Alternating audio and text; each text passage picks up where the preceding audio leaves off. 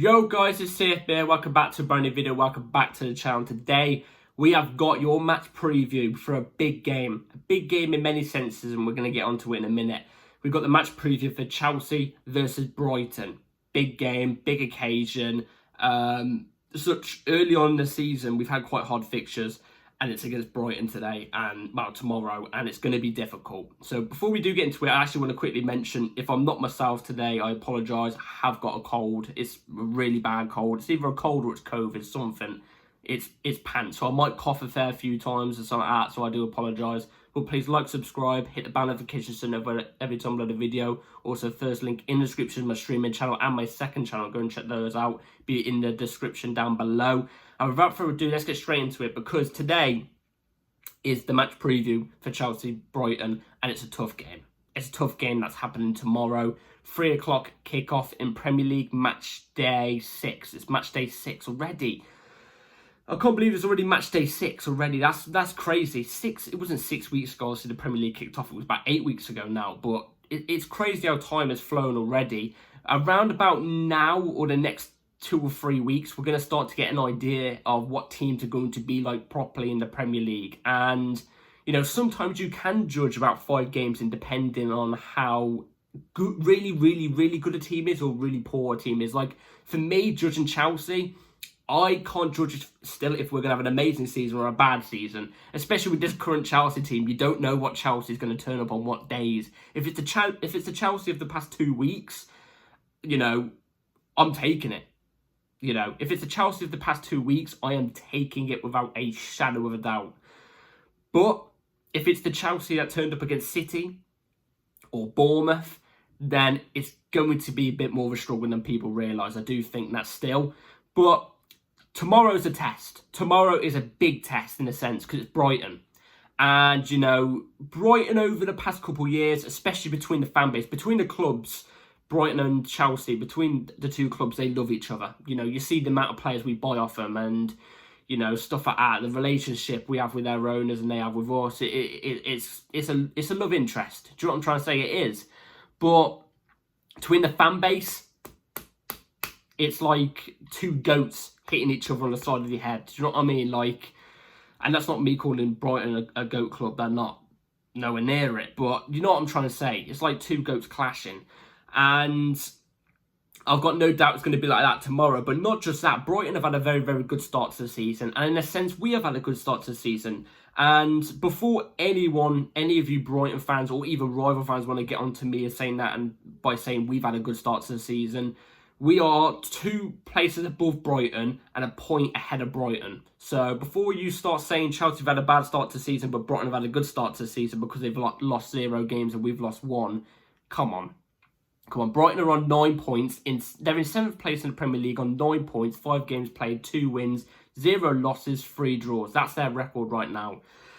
With us, we're on 10 points, 5 games in, 10 points in 5th place, 3 wins, 1 loss, 1 draw. 11 goals scored, 5 goals conceded. They've scored 8 and conceded 4.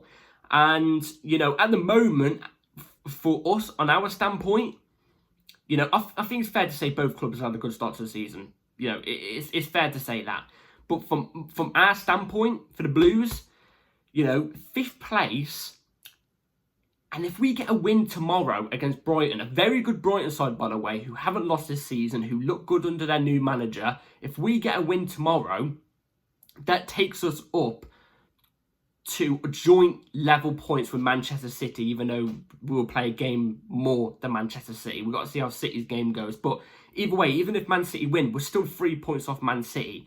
Or, you know, we'll be still 2 points off Liverpool, or maybe even a point ahead of Liverpool. Or it might even be a point ahead of Aston Villa, or, you know what I'm trying to say. Like, the teams above us are Arsenal in 4th place with 11 points, 5 games played. Aston Villa, 12 points, 5 games played. Liverpool, 12 points, 5 games played. City, 13 points, 5 games played. If we can get a win, we're either going to be on around the same margin or better than these teams. That's brilliant. That's brilliant for this stage of the season. If we talk about last stage of last season under Pochettino, I don't even want to speak about this guy anymore on the channel, but I'm bringing it up on this point. We was miles off it. fifth game of the season, we was looking down at the teams below us thinking, I'm hoping they drop some points, otherwise we're going to be lingering around, 17th, 16th place again. Do you know what I mean? Now we're looking up and going, okay, hoping these teams drop some points. Maybe we could get that edge. Early on in the season, getting that edge means a lot. It means a lot. Do you know what I mean? If you can get, I'm not saying it's going to happen with us, because like I said, I can't judge us fully yet. But if we got an edge early on in the season by 6 points ahead at the top of the table, it gives us more of a leeway throughout the season. But I'm not saying that's going to happen. I'm just saying in general. So at the moment, on our standpoint, the table's looking really, really good. Really good. Anyway, let's talk about the two teams. So let's talk about Brighton first. Brighton, I'm not going to sit here and say I watched all their games at all. I haven't. All I know is they've got a new manager, and I don't know his name, but he is quite young. I think he's the youngest manager in the Premier League. I think he's like 32. I think he's below 35, I think he is. And obviously, he's got Brighton playing great football at the moment. They've not lost a game. They're a tough opponent. And it's weird because any player, young player they scout from anywhere, or any manager they bring in, automatically comes into their team and all of a sudden does really well. I don't know what it is. It's just something about Brighton. But he's got them playing good football. He's got them being quite a tough team. I don't think they've had any tough fixtures yet. I don't think, if I'm not mistaken. I might be wrong about that. But I don't think they've had any proper tough fixtures yet. Like a top 6 team. I think we might be one of their first ones. I would search it up, but, in a way, I can't be arsed in a sense because it will take a long time. My internet's being a bit daft at the moment.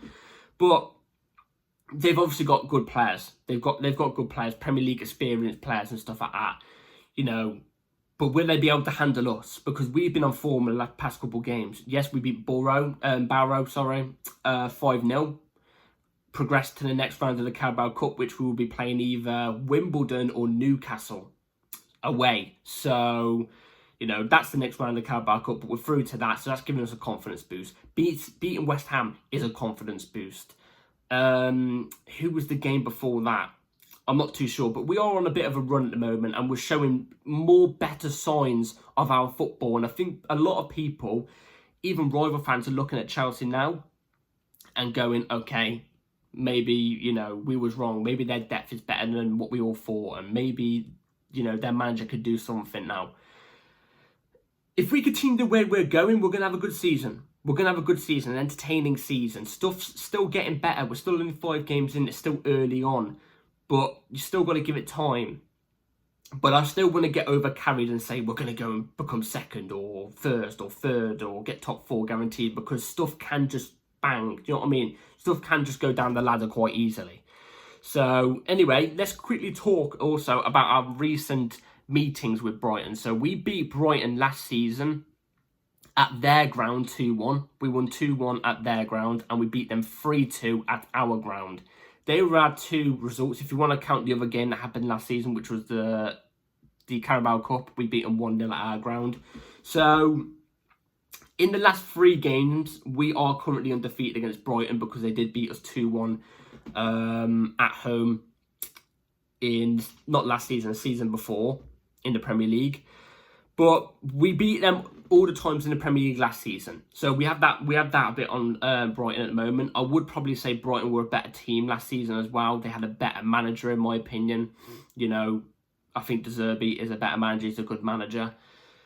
But can we carry that form over to this season? Because, like I said, if we can pick up the points, tomorrow, God, it's going to be huge and a massive confidence boost. So, yeah. Anyway, let's move on to the team lineup I'll go with for tomorrow's game. So, this is the lineup I'm going to go with for tomorrow. So, obviously, I'm going to go through the team, but then after I've gone through the team, I'm going to tell you why I've chose these players. So, it's going to be right here on the screen. Robert Sanchez in goal, Marco Correa left back, Levi Colwill and Tosin Adebayo as your 2 centre-backs, Wesley Fofana as the right back. Bear with me.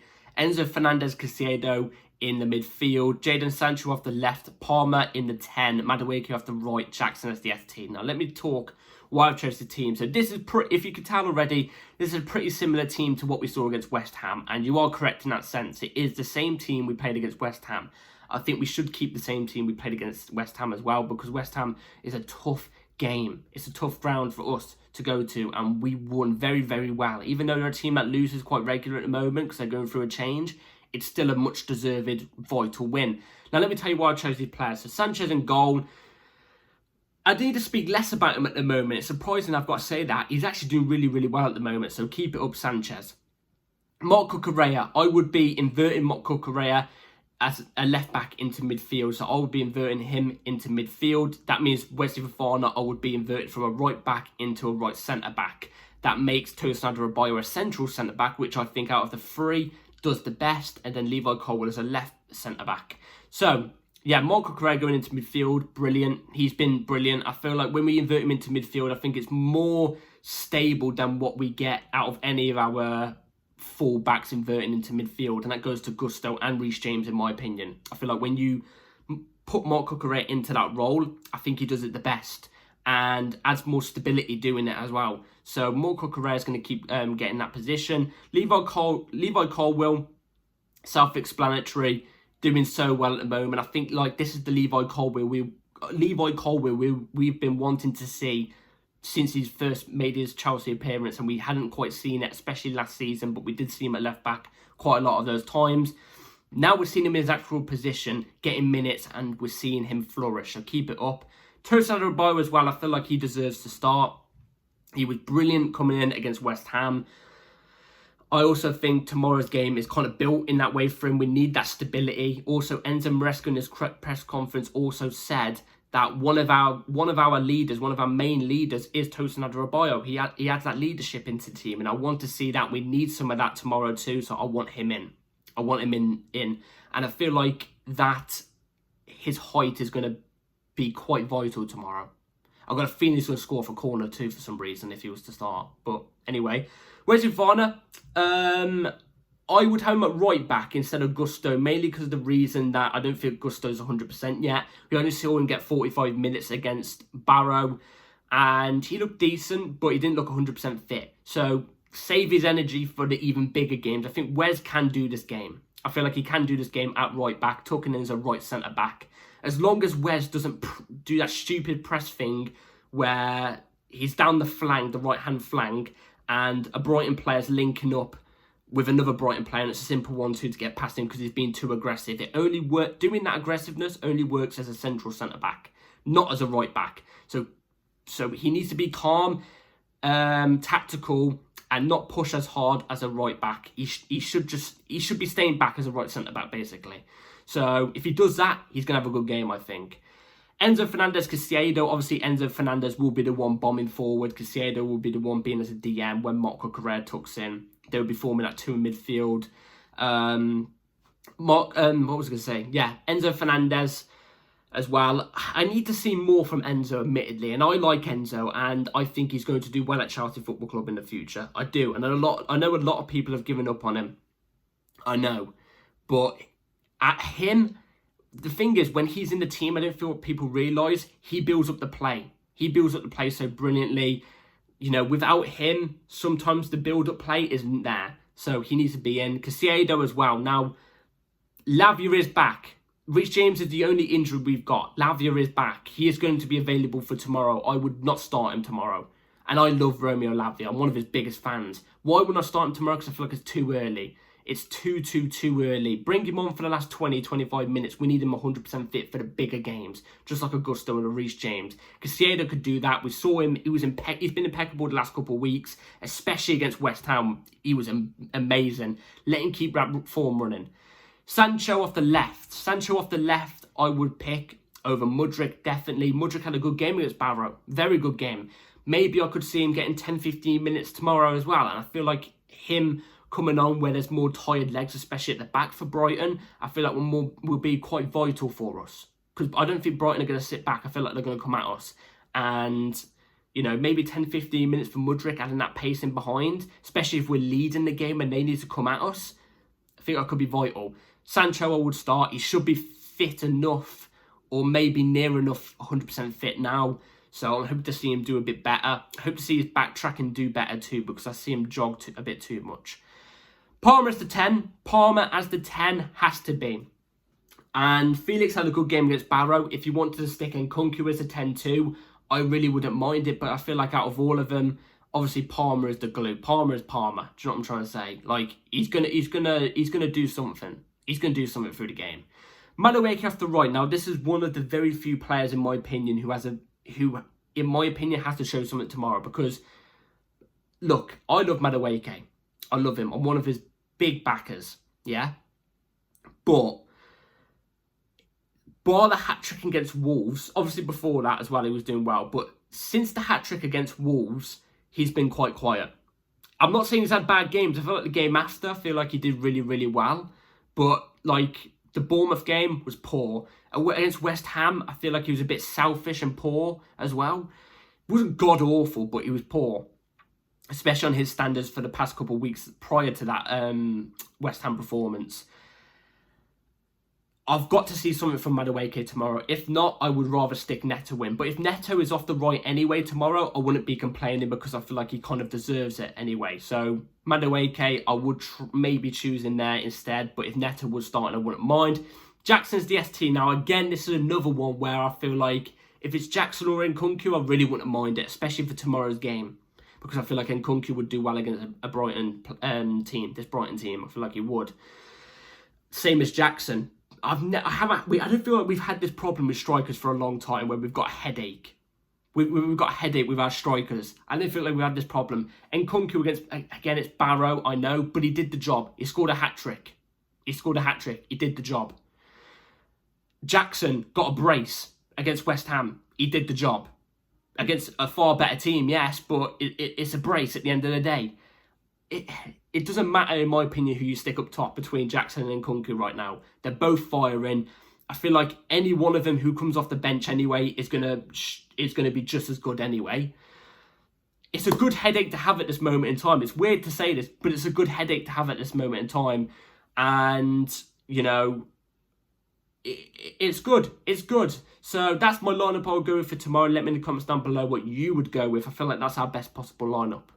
So, score predictions for tomorrow, Chelsea versus Brighton. We are at home against a good team. Brighton are a good team, but we've got the home advantage. We've got confidence right now. I hope we don't go into it overconfident thinking, yeah, we're just going to breeze through these lot. I hope we don't. We've got to be aware of the things that can happen. You know, Brighton are still a good side. We're not an amazing side yet. We've still got to keep that confidence. We've got to have confidence. I get that. I want us to have confidence, like a lot of confidence, but I also want us to be mindful of the problems that can be caused and not be overly cocky. Don't be overly cocky. Do you know what I mean? And I don't think we will, because I feel like Maresca's the type of manager that to drill it into their heads.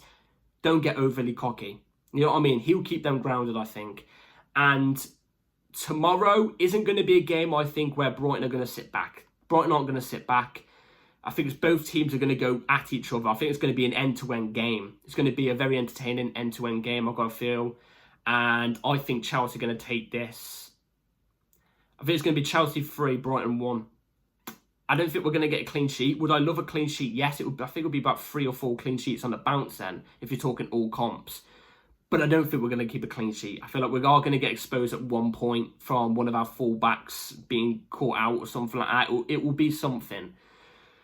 But it's going to be an entertaining game. I've got 3-1 for Chelsea, another 3 points. Let's hope. Fingers crossed. Like I said, I've got a weird feeling one of our centre-backs will score a goal off a corner. I've got a feeling. So, yeah. Let's get the win tomorrow, Chelsea. Come on. Let's do this for the illness, man. Let's do this in general. Let's get the 3 points. And, yeah, I'll see you all tomorrow. Hit the bell notification so notified every time I load a video, because the video after the game tomorrow will be coming out an hour after. So be ready for that. Like and subscribe. Have a good rest of your day or night. Peace.